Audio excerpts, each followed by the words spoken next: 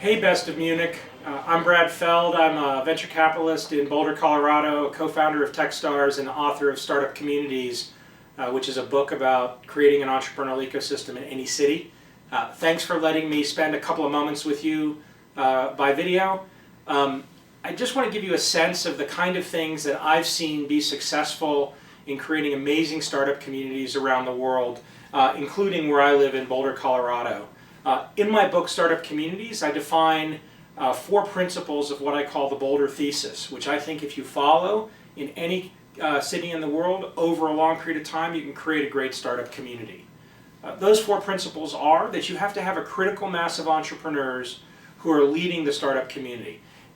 There's lots of different people who are going to be involved at different levels, whether they're in government or academia or big companies or nonprofits supporting entrepreneurship. But fundamentally, you need a critical mass of entrepreneurs who are playing leadership roles in moving the startup community forward. Next, you have to take a very long-term view. I like to say at least 20 years. It takes a long time to create a startup company into a successful business. It takes a long time to create a successful startup community.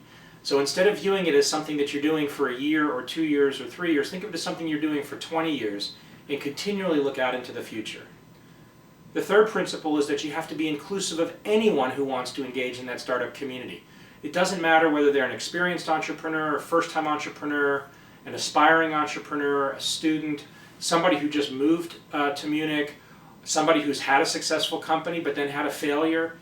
Anyone who wants to engage in entrepreneurship, including all of the participants around entrepreneurship, investors, people in academia interested in entrepreneurship, people in government that are interested in supporting entrepreneurship.